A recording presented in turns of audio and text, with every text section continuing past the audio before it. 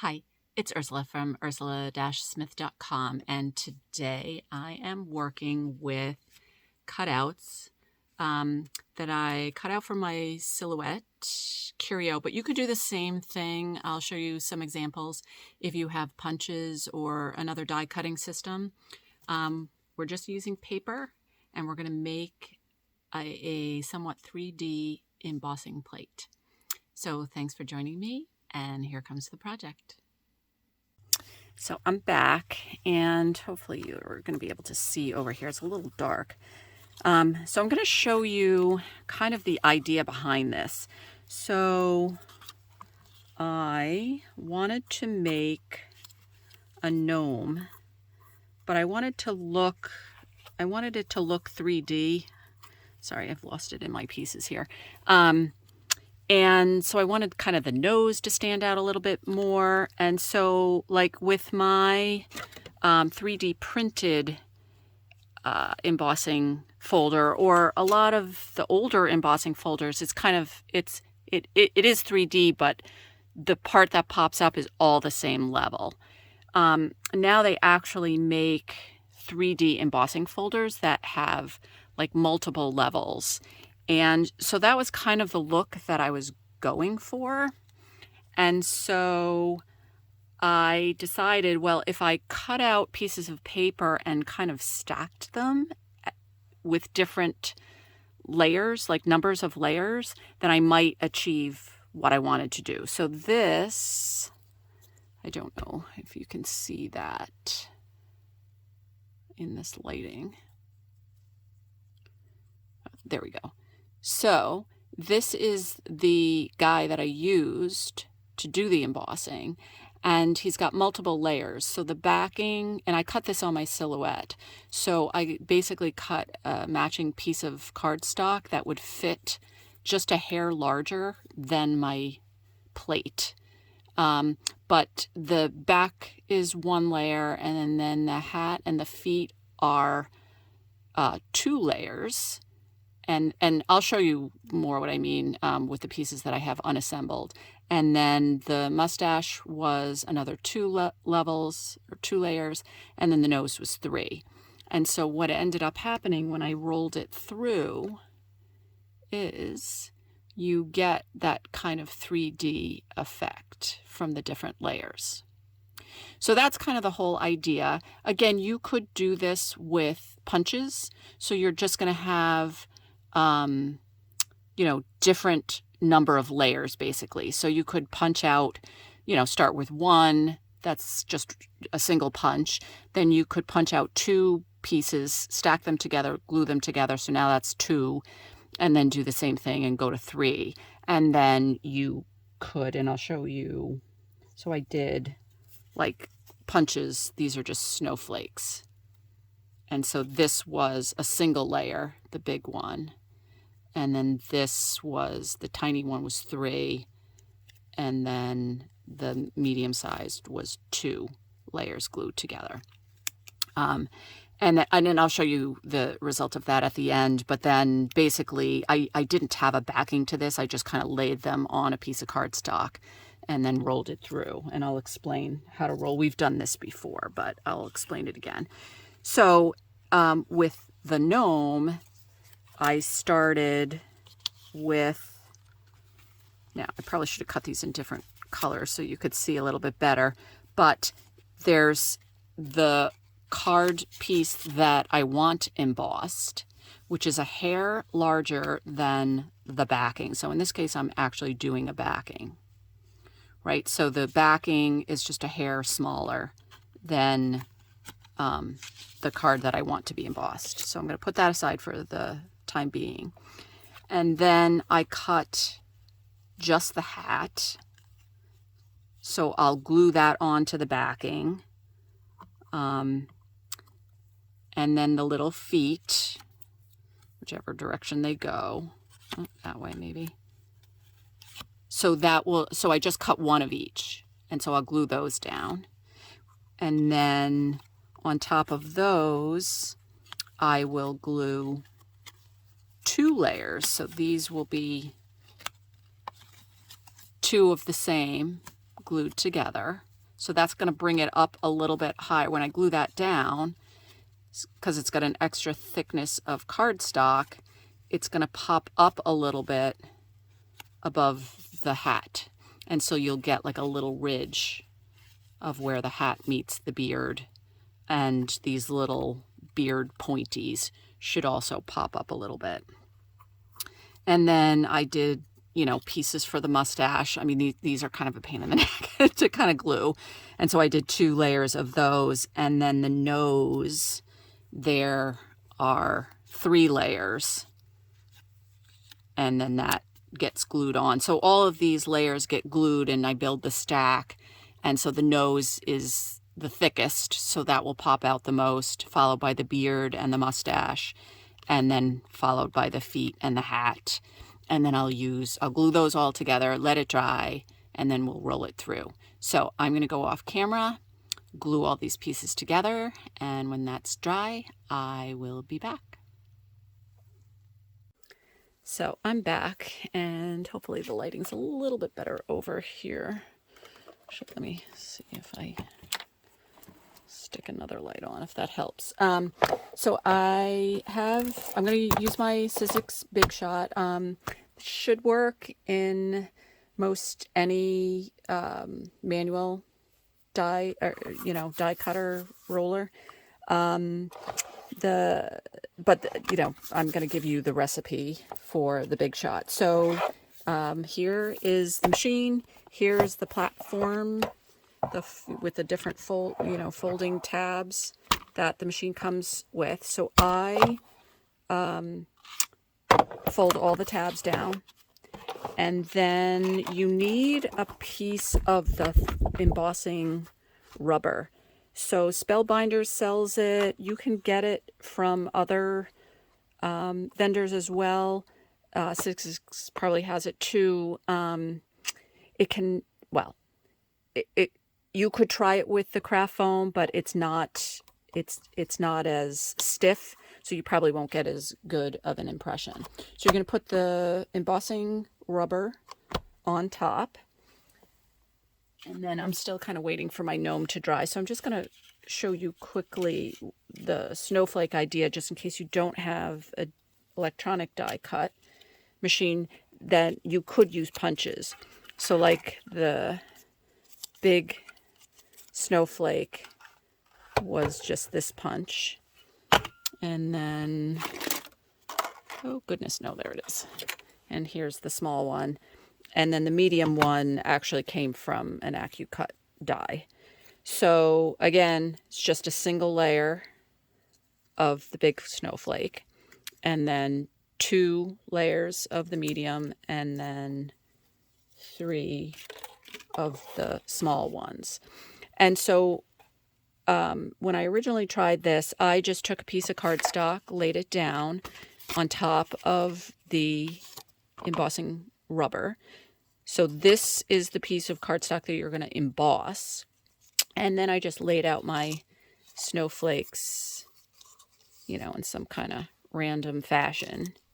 So I did not do a back plate. I could have if I wanted to, but I didn't. You know, if I wanted the snowflakes in a certain position, I could have glued these to another piece of cardstock just as a back plate. You would want the back plate to be either the same size as the cardstock that you're embossing, or just a hair under, because the back plates would also give you a ridge. You know, it would emboss that edge. So what I'm going to show you now is the other idea is you could stack these rather than kind of laying them out that way. You could stack them for a slightly different look. And so what I normally do is I spritz these with the paper that I'm going to emboss. I don't always do it, but sometimes I do it. I spritz it with water. I, of course, do not have water over here. Hold on one sec.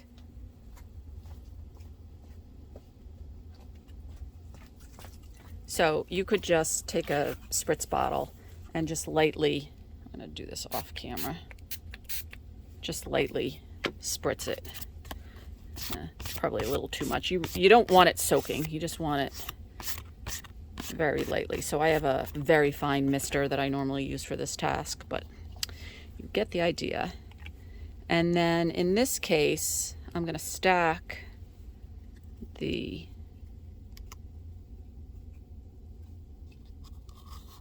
die cuts. And then you need the rest of your sandwich. So in my case, I'm using it's an embossing hard plastic mat that Sizzix sells.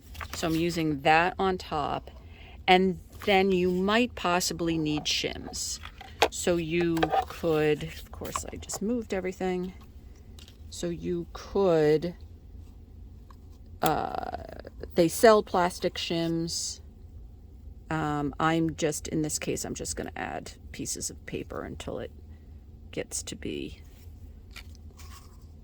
the depth that I want. So very carefully put your back plate or your mat on top. And then I just have a bunch of different thicknesses of cardstock. And then you are going to roll the entire sandwich through. And you want it stiff, so push this.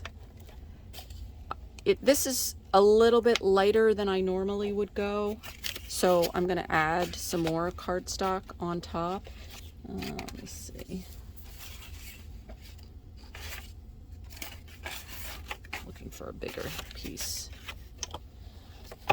So I'm going to add another layer of cardstock and roll it back the other way. And then if you can see, it's not super hard rolling it through, but it's not super easy either. That's kind of where you want it.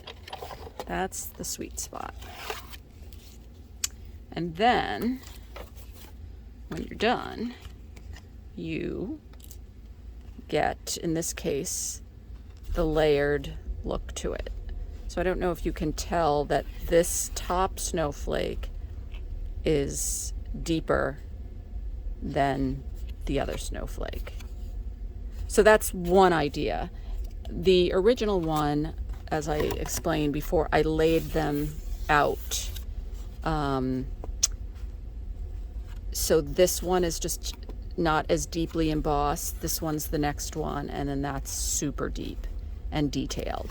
Maybe you can tell even a little bit better from the other side. So one layer, a little bit lighter, 2 layers, a little bit deeper, and then 3 layers, even more detailed and deeper.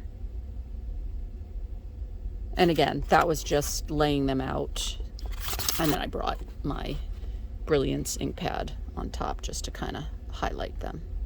So now, hopefully, with all that yapping, my gnome has dried.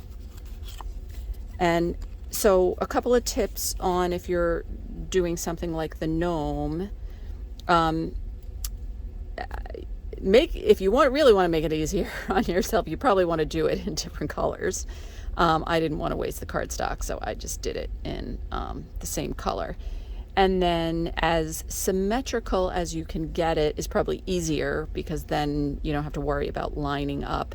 But if you're going to make it different, make it different enough that you don't get confused. So like this side of his beard is very different from this side. So not likely that I was going to get confused. The feet I did not pay attention to, and so the feet were slightly different, so that was kind of a pain.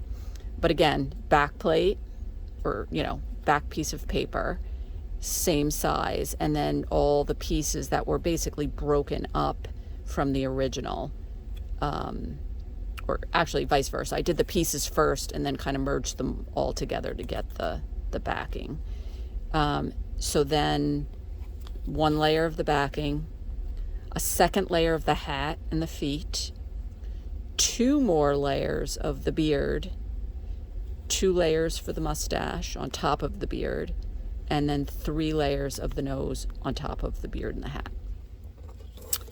And then this we'll match up this way and kind of center it a little bit so that, and you want the embossing, you know, the layers pointing down, and the piece of cardstock to be embossed will go on the bottom.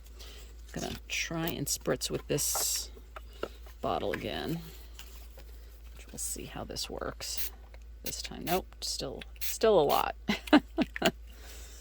Okay, yeah, get a fine mister, they're better.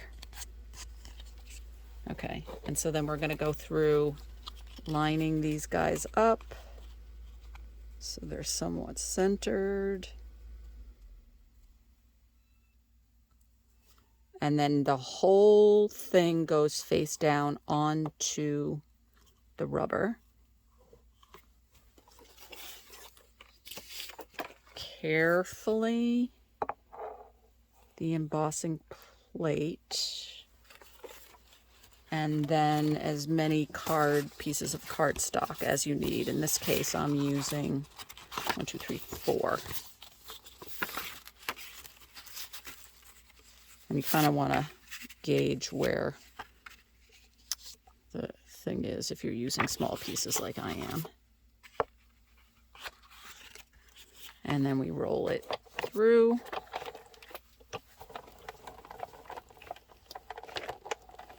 That was a little stiffer actually. And then back the other direction. Whoop. And then lift the whole thing up. And there. Oh, I moved him. So yeah, so I moved him when I put the plate down. But you could use, you know, the blue tape. So when I'm doing this for real, a lot of times I'll tape, just like tape it down to the mat. Sometimes you can get a hint of the tape. So as carefully as you could do it, it's better off, you know, not using the tape, but sometimes you got to do what you got to do. So anyway, there is the idea. You can see all the 3D effects from the different layers. And there's my gnome guy. And my snowflakes. And my new snowflake.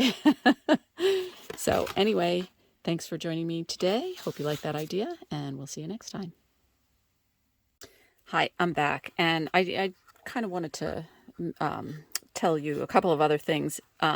One is that you don't have to have the matching backing. I don't know if that was clear, but with the gnome, like I didn't have to have the cutout to do the embossing. This is just a regular piece of cardstock cut to like a greeting card mat size. And so I could have done that as well. The other thing is I did want to mention, again, this is made of cardstock, so not the most robust material. I know that I've used these cutout plates, you know, at least 3 to 4 times, and they seem to be okay. So I'm not really sure where they start to fail, but just be aware you might have to redo that again. And then the only other thing I wanted to mention is when I was making that tiny gnome and, you know, like this eensy tweensy. Oh, I just broke my, I just ripped my little snowflake. Luckily I have another one. When I was gluing down little fine pieces, I wasn't ever sure that this fine line kind of pen applicator, I've used it before for paint. So the nice thing is, I don't know if you can see in there, there's a needle that fits in this thing. And so a lot of times, you know, with your glue bottles, you stick a pin in it to help prevent it from clogging. This comes with it already in the cap, which is nice. And so, oops, this blue thing shouldn't have come off. Actually, this stays on, so I twisted the wrong thing. Now you can see the needle. So the needle kind of fits into the applicator. if you can see, when you put it away, and so it stays clog free. So I stuck some glue in it. It comes empty, and usually I've used it with paint, but I stuck some Scotch glue in it, wrote it so I would remember that it's glue and not paint, and it seems to be working fine. So if you have one of these laying around, you want to give that a shot, that works too. So yet again, thanks for joining me, and we'll see you next time.